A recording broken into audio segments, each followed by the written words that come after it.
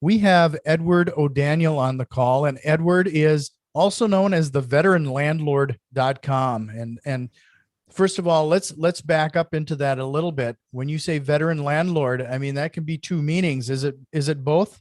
It is both, yes. So I'm disabled. I lost my right arm above the elbow here when I was serving in the military in the first Gulf War. So I'm a veteran from that perspective, and I'm a veteran. I've been doing this since 2005.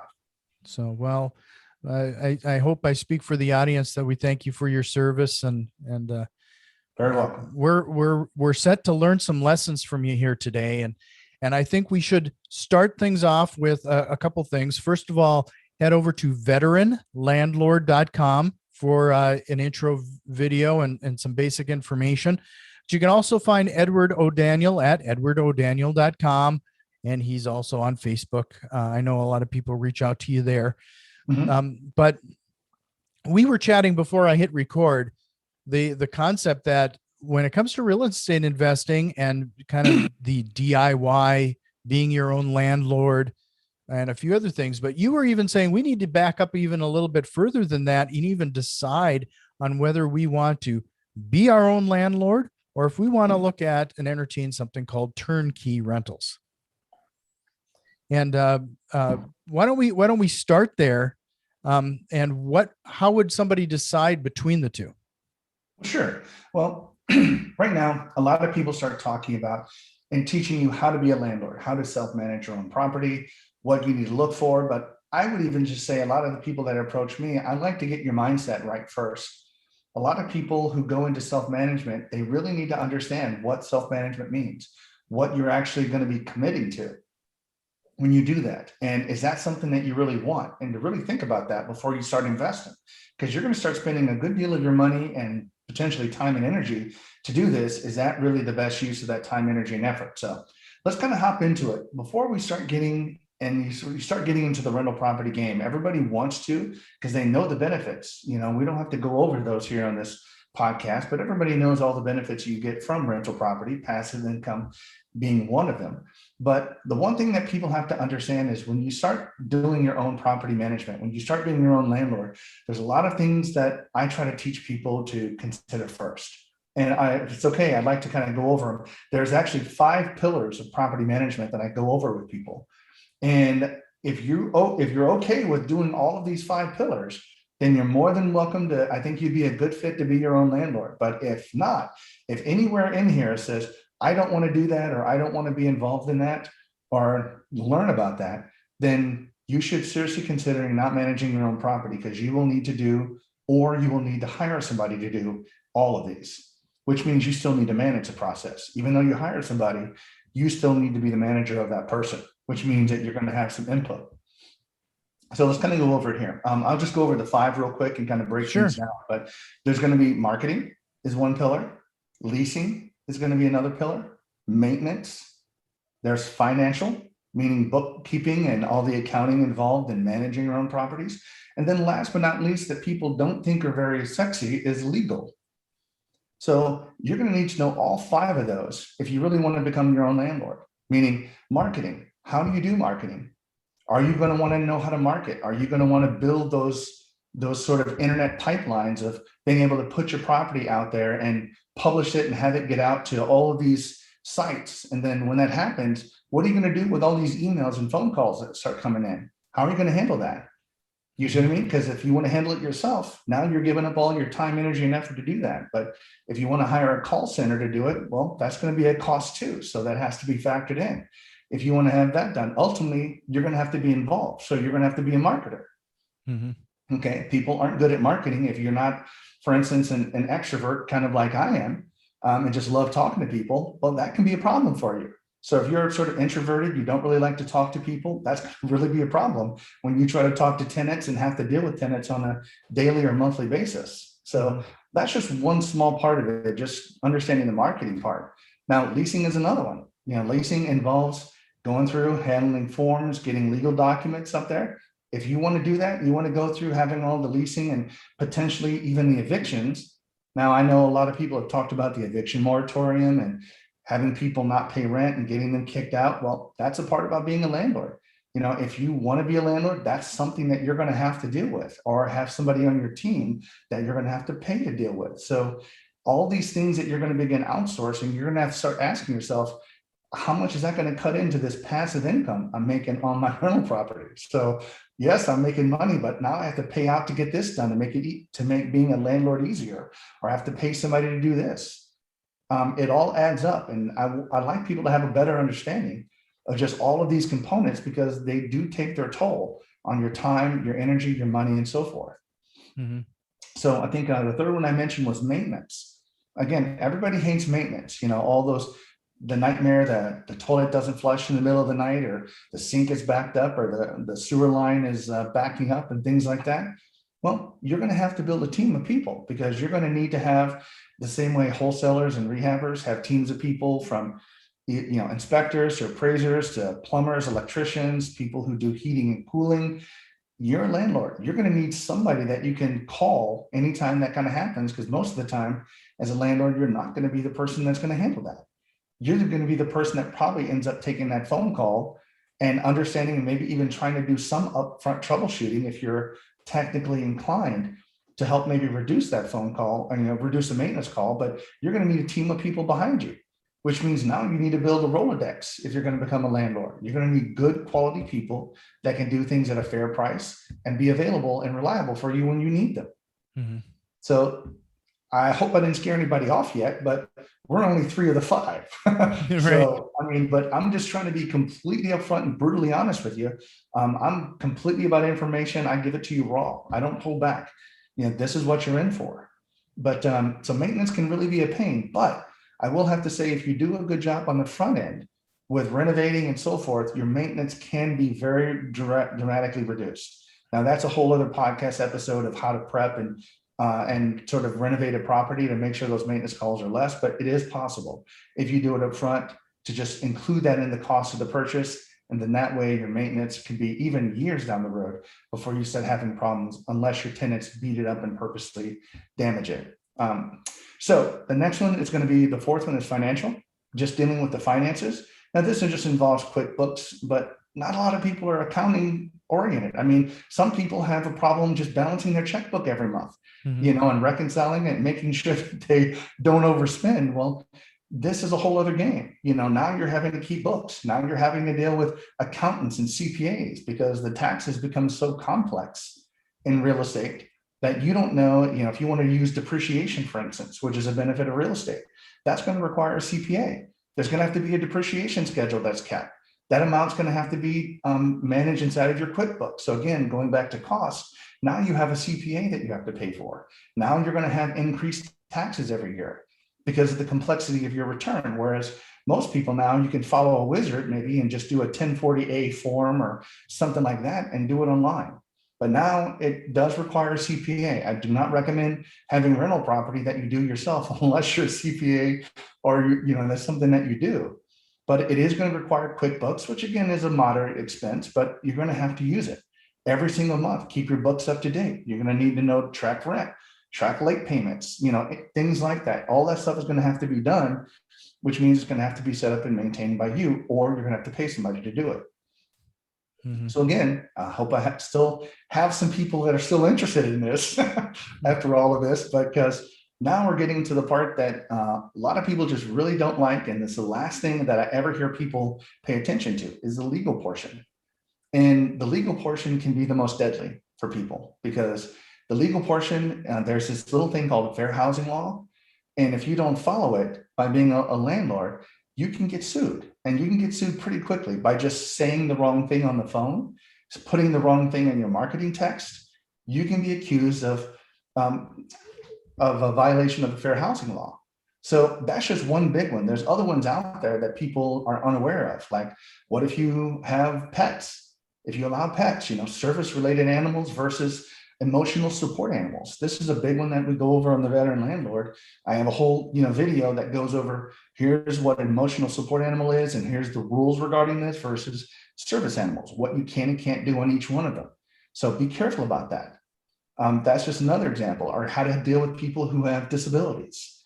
What are your legal requirements? What are you allowed to do, or what you can do, and How do you work with somebody that may have disabilities that, for instance, may want to put a handicap ramp on the front of your house? What do you say to that? How do you respond? So you're going to have to know all of that stuff. And I'm not saying it's going to take you months or even weeks to understand it, but it does require, I would say, going to a class and at least taking a class on fair housing law, pay $100 and take something from a professional online so that you know what to include, what not to include to be sued. But you're kind of missing the point. If you don't even want to do that, then you shouldn't go into self-management. That's just, out of all the things I talked about here, just from the going over it again, the marketing, dealing with all the marketing stuff and all the technology online, because doing stuff nowadays is a technology game. You can't be sort of an older person or a person that's non-technology related and expect to really do well, because a lot of things are electronic, digital signatures on everything, and just the speed of how all that stuff works. Most of the software that are out there now works electronically. And if you don't know how to deal with it, it's going to be a challenge for you. But the marketing, the leasing, the financial side, the maintenance, and even the legal, all of these are reasons why I say you shouldn't be it. If you don't want to learn or know how to do all of those, then just stop right there and try to do another alternative by investing in somebody or a turnkey rental provider that can just provide you a property that's already renovated. And then that person or another company can manage it for you and handle all of that stuff for you. You pay them to do the marketing, the leasing, you will have some financials. I mean, you have to do your taxes, but again, hopefully you'll make enough passive income on your properties to help cover some of those tax related items at the end, but you don't have all the other stuff that you normally have to do. The property manager who handles that property should be able to handle all of it, because you're utilizing those systems. And I literally say that in the literal term. Every one of those things that I talked about, marketing, leasing, financial, they're all systems that you need to implement. And that's kind of what my free course on Veteran Landlord covers. It's just called the Landlord Starter Kit, but it goes over, here's the type of marketing that you need to be putting in place if you want to manage. Here's what you need to do for leasing. Here's how you handle maintenance and get things done there. So once you have a system put in place, then it's a matter of following that system. Now, if you're the kind of landlord that wants to do multiple property investments, you want to go 5, 10, 20, 50 properties and greater, then it might make sense for you to make this initial investment up front, because this investment is really going to determine how you want, again, in the future, the people that you hire to manage your portfolio to manage it for you. But you have to be the person that sets those standards, that set that system up. Either that, or you have to buy a system from somebody else that's already working and then implement that. But if you're going to be an investor that's going to buy a lot of properties, then it does make sense to overcome this hurdle and to go down this particular road now, because what you end up finding is, well, I'll just flat out say it, the amount of money that you're paying a property manager, you may very well be able to bring that in-house at some point. But initially getting started, if you're just buying property, I would just say, I actually recommend to people, it's better to spend all of that time that you would do learning, spending on tenants, and reinvest that into an opportunity cost of buying more property. So just to remind everybody, head over to veteranlandlord.com for some of the information that Edward is talking about here. Also find him on Facebook. But so Edward, you've gotten everybody scared half to death trying this themselves. And now they're thinking about doing, I'm so sorry. they're thinking about Turnkey. You and I talked briefly before we hit record here that, I mean, there is some concern there. You know, I frankly have gotten burned by turnkey rentals out of state. And some other people have had great experiences. What are some of the things, if they are interested in, let's define what a turnkey property is first. Okay. So turnkey is a term out there that's just been thrown around and has lots of different meanings. So it can mean, I've seen it used as loosely as, it's just a property that is currently rented that has a tenant in it. That's it. It has nothing to do with the property condition. They just call it turnkey because if you buy it from them, then hopefully, you know, if the tenant is paying on time, that you will start making money the next month that you buy it. So you buy it, you start immediately making money. Now, that's a lot of what I hear about when people buy a turnkey property. But I would urge people so much, please be careful and do your due diligence. maintenance is going to absolutely kill your cash flow. The numbers, sorry, I'm kind of diverting off. Let me go back to the turnkey. What I consider to be a turnkey property is a property that has been purchased and it has been renovated in such a way that the investor's expenses for maintenance are minimized for at least 5 years. So we're talking about all the major systems that if you have, typically with me, if we have an HVAC or even a water heater that's more than 10 years old, it gets replaced. It just, even if it works fine, it could last another 5 or 8 years. But if you're selling a property, I always have to sit back and look at it as this property, the numbers have to work with the purchase price and me putting in all new systems. If the roof is outdated, it has to have a new roof. The gutters have to work. Waters have to be drained. Plumbing has to be handled. Stacks, if they're older, just get them replaced. Get the sewer line looked at to make sure that you don't have any problems, clogs, breaks, or anything like that. So what you end up getting is a property that has been gone over by somebody who does property management. So they know the problems that you're going to face from the drainage, the water issue, the water pressure, and some of the systems. All of those things have been updated.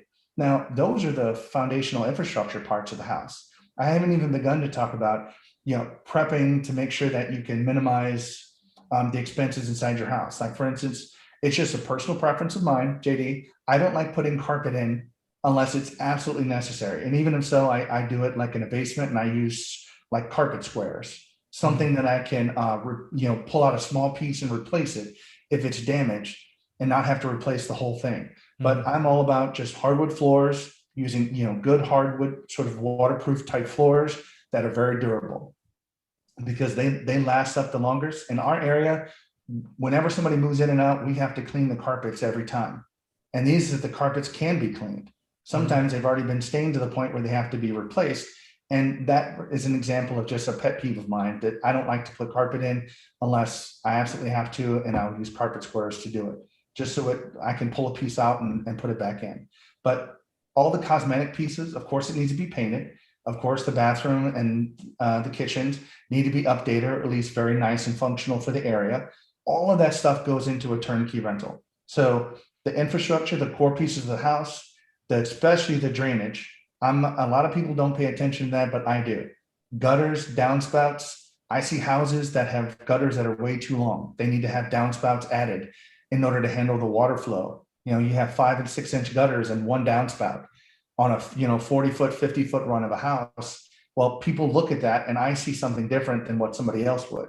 I put a couple of other things in there, but those are the things I look for whenever I'm looking at buying a house, because I want that property to have very little maintenance over the next 5+ years and to really truly give you a cash flow return that you can generate based upon your analyzer or whatever else you're using.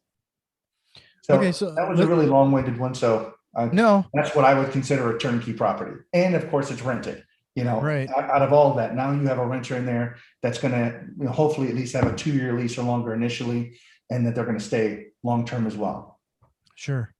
So, okay, you've gotten people on board. They're interested in turnkey, but what are some of the questions that they should ask, and what type of due diligence should they do regarding a turnkey property? Okay. Well, really, it's just researching a particular company. And that goes back to researching anything. I mean, if you want to pick up a great restaurant, you're just going to go online, they should have an online business posting through Google. If they don't, that should be a red flag, because otherwise there's no way for people to leave reviews. So they should have an online profile. And if not, then I would have to really ask why on that one. But most of them will. And if they do, look at the reviews. People will leave a review. If they suck, you will know about it. People out there will complain and they'll simply have a very low rating, in which case that right there, why don't they have more? If they have a lot of good, happy customers, why don't they have a 4.8, 5.0 rating? Why do they have a 2.5 on there? So that would be the first indicator of whether or not you would even want to go with somebody. But even just asking them, what does a turnkey property mean to you? I kind of spewed out a bunch of stuff here, but listen to what somebody else says. Well, we buy it, we renovate it, we try to minimize it. We don't do anything major in the property. We try to keep the cost down and transfer the cost onto you.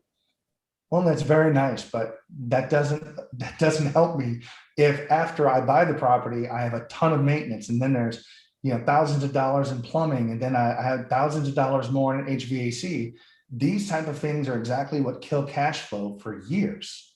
Mm-hmm. And I mean, if you don't factor all of that into your upfront purchase price, I like all the capital improvements to a property to be done up front and have it all financed together, because that way you have one cost that you know is going to be steady, and now you know your cash flow moving forward. So again, not to repeat myself, ask them about what they mean by a turnkey property, Mm-hmm. and just see what they say about that. See if what they're talking about makes sense, or just see if it reeks of, BS. Right. So those are going to be just the initial ones. But then the biggest ones are, what market do you pick? Most of the time you might not have a local turnkey provider in your market. You might not even live in a market that is feasible for rental properties, especially if you live on the coast. Mm-hmm. Those properties just don't cash flow as well. Forgive me, I don't mean to bring up a sore subject, but like the Indiana state. Mm-hmm. Indiana is a great state. Missouri is a great state. I'm from St. Louis. It's a great market. From the rental prices that we're able to get for the property versus how much we can buy and renovate them for. So these are the type of questions I would simply ask, and even ask if they have a financial statement for that particular property. Because if you have a turnkey provider, they should be able to say, here's a breakdown of the purchase price, the cost, all of the management expenses. Here's what we're going to hold back. Here's what we're going to do. And here's your cash flow. And if that rate of return is not what you're looking for, then just simply don't buy it. Mm-hmm. So, I'm going to jump back into the landlord thing a bit Okay. too. You were talking about, if you don't want to do these 5 pillars, Mhm. you want to hire a property manager. Like, what are some of those questions I typically have found that Mhm. there's a lot of, at least in my market, there's a lot of wannabe property managers. Uh-huh. They're just, anyway, in a nutshell, a lot of the time the interests aren't aligned. They're typically trying to keep their staff busy. Uh-huh. They're trying to bill out many hours as they possibly can. What type of questions would you typically ask a property manager to see if it's a good fit? Okay. So great. Now we're switching gears. I love this, JD. This is awesome, man. You got me on this one. All right. So let's go over this. So if you're talking to a property manager, again, use the same principles that we just talked about when we talk about a turnkey rental. They should have a website presence that should be professional looking. They should have a presence on Google. They should have reviews. All of these things still come into play. So without talking about those again, that should be your first line of doing that. They should be completely transparent with their clients, meaning sorry, your cat. Yeah, Never mind. I'm sorry about that. I'm a cat person myself, so I know we're getting off. But so they should be completely open with you. They should be able to say, "May I see your management agreement?" So ask them for their management agreement. The management agreement is the agreement that you have between the property manager and the owner that simply defines what we do and what you do. What we expect of you and what you should expect of us. That's what it defines. They should be able to willingly give that to you. We have it posted on our website. It's the #1 FAQ on our website that we mail people whenever they're interested. Here we go. Download it. These are all the things, and all of our fees, charges, and everything else are completely open during that particular process. So that's the first thing, is to sit back and say, will you do this? And even, can you tell me about your lease? Do you charge late fees? Do you charge this? There's a whole other, without going through all of them, if you go to Bigger Pockets or whatever, they have a lot of stuff about questions to ask a property manager. But literally, when you ask them questions, ask them 10 to 20 questions. Don't just ask them 2 or 3. Ask them 10 or 20, because I just went over this a couple of days ago with just some clients calling me. First time in person, she asked me like 25 questions. And listen to what the person says. Do they stumble? If they ask them a question, do they just, right off the bat, do they know the answer? Can they explain it to you in a way that's not techie? Because this right here just goes to the point where how many times they've answered that question before. So the answers they talk about should make sense to you. They should resonate with you, like you're talking about. Is this property manager going to be a good fit for me? What do you do if a tenant is not paying rent? How do you handle that? That's a fair question. This is what we do. This is how we handle it, and so forth. And that's an example of, well, if they don't pay, then we kick their door in and we throw out their entire family on the street. That's just the way we are. That's a bit harsh. Is there a step in between there that you do? So just listening to the property manager will let you know if that person's personality and their style of management is going to match your own. But the one big question that I would have to sit back and make sure the wannabes, to eliminate them, are you required to be licensed in your state to manage property? And make sure they give you the right answer. Mm-hmm. For instance, in the state of Missouri, and I think in Indiana too, you have to be a licensed realtor in order to manage property for someone else. So that's a requirement.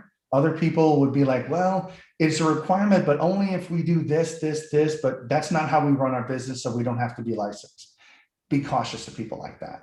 So find out if you do have to be licensed in that state. If they're not licensed, then be cautious. Yeah, it's interesting that you bring up the online ratings for landlords, because I've actually found that if I go online and Google and everybody gives them like a 5 or 4.8 or something, that landlord is typically out to please the residents versus and I found that they typically aren't a good fit just because they're out to please the residents instead of taking care of the owner. Exactly. It's one of those things again where you got to find that happy middle median versus pegging the needle one way or the other. I get what you're saying, JD, but I would have to slightly disagree with you, because it would depends upon who the person submitting the review is. If you had 100 reviews and 70 of them came from your clients that you had, and all your clients gave you a 5.0 rating, would you still feel the same way? You see what I mean? If these aren't tenants, these are just the clients that are reporting.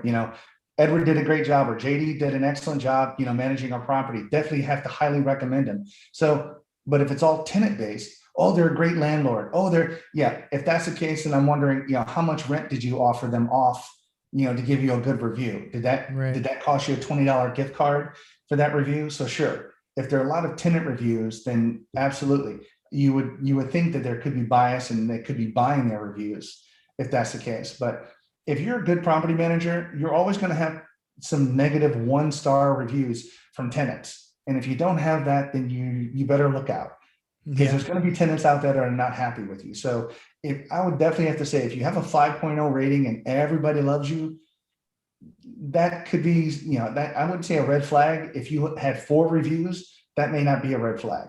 If you had 400 reviews, then I would have to say something's not quite right, because you can't please everybody. There's going to be somebody ticked off at you. If you have to evict a tenant for whatever reason, then I'm sorry. If you don't pay, we have to evict you. That's what I have to do for my client. They're having to pay a mortgage on this thing. And of course, they're going to leave you a review about something or other that they're just mad about you. But as long as you have a decent reply to them, I'm sorry we had to kick you out. I'm sorry you couldn't pay rent. I gave you an option to leave and you chose not to. So we had no choice but to eliminate you, and I wish you the best. I mean, what else can you do? Right.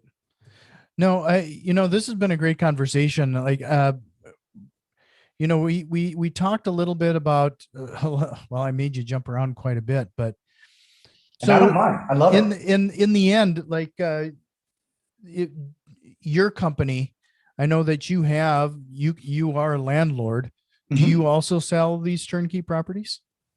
We do, not on a massive scale, but we sell them in St. Louis, and we just sell them to select clients that we know are already looking to buy. So we kind of work with our existing clients who are looking to acquire more properties because they believe and they trust in us to pick the area, the type of property, and then sell them something like I mentioned earlier that is already renovated. They're going to have minimal expenses for, and that they can get into with a minimal down payment.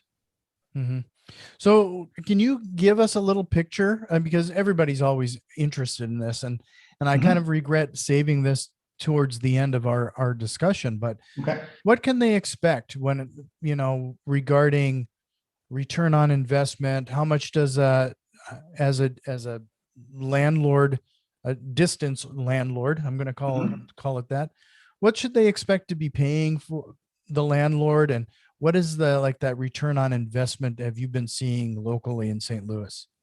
Okay. Well, I think when you're saying paying the landlord, you mean like property management fees? Yeah, Is that what property you're talking? management fees. And Okay. what other type of fees could they expect? You know, I know that in my market, for example, Mhm. there's a fee for a new lease, and there's a fee for you know, they charge a fee for almost every activity, to be frank. Well, and that's true. I mean, a property manager is basically a service-based person. No different than if you went into a dry cleaner.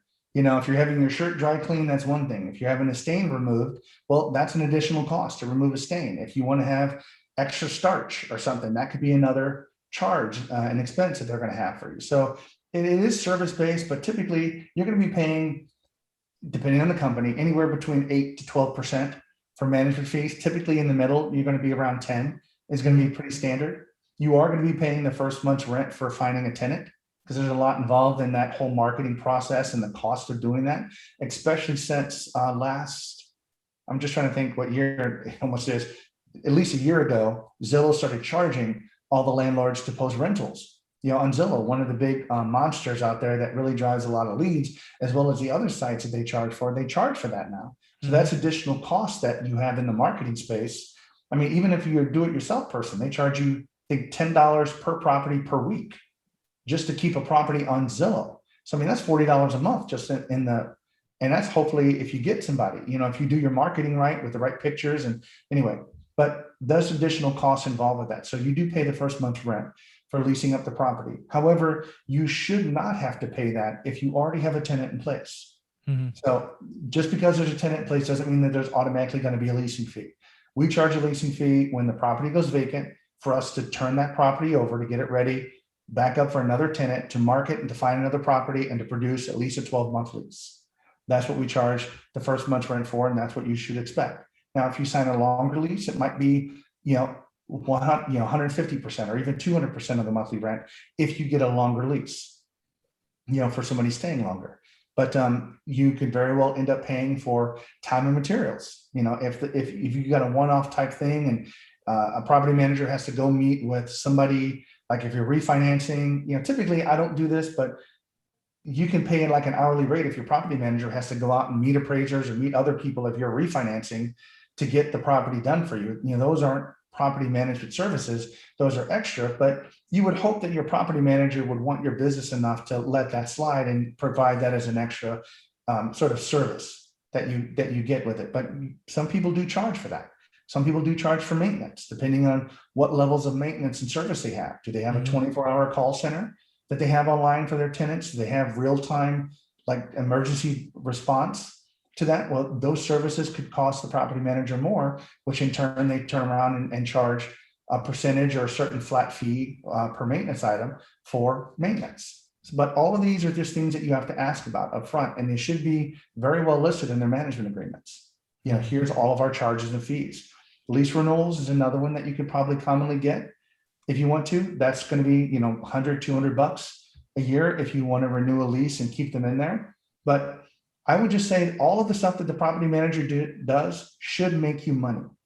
Now, I understand a lot of people think about it as you're paying it, but the property manager is there. Just think about this. If they can renew a tenant for another year, what is your reduction in the loss of vacancy that you have for a couple of weeks or a month or even longer that it's going to take you to get that property re-rented? Sometimes, depending on where you're at, you might have to fix it up and have the property inspected before it can be re-rented, which is what happens in Indiana.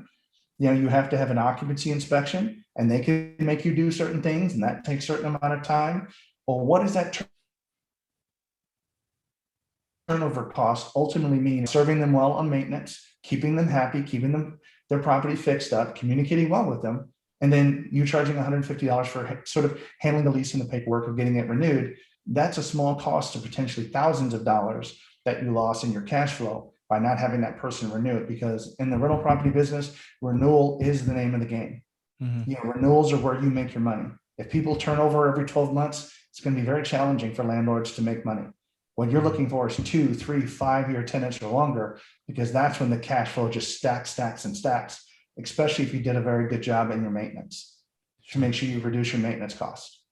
So was there anything else I could answer for you on that one? I think that covers it.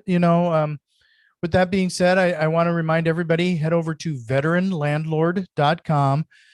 Take a look for Edward O'Daniel on the socials, and I'll make sure to include those links in the show notes.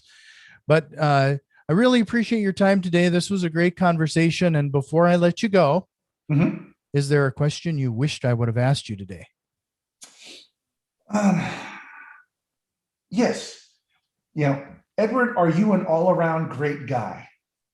Well, Edward, are you an all-around great guy? Thank you so much for asking, JD. Yes, I am. I like to consider myself an all-around great guy. I really love helping people, but no, I say that with a little bit of humor. But I kind of start a lot of my presentations from REIA groups I speak at with just kind of that. Here's some information about myself, but all around, just think of me as I'm an all-around good guy. I'm here to really want to help you out, because when I got started in this business back in 2005, I got hammered, if you remember 2005 market, that was not the greatest time to buy, because the market was like it is now. It's kind of a seller's market. And I really wish I knew things that I knew now, but I didn't have anybody to teach me, or I didn't know. So I really want people to have that knowledge of, should you self-manage? Should you do it yourself? What to expect? Because if you know what to expect, even if it happens, you're at least aware of it. And it's not a surprise. It doesn't kick you in the teeth or anything like that. You're able to to take the hit, if that makes sense, because you knew it was coming. But at least you knew it was coming. But I just love helping people. That's all. So go check us out. Take the free course. It should take you less than a day to go through it. Probably give you a lot of great information. So, well, I appreciate it again. And this has been a great conversation, and hope you can come back sometime. Awesome. I'd love to come back. JD, thanks so much for having me, man. It was terrific.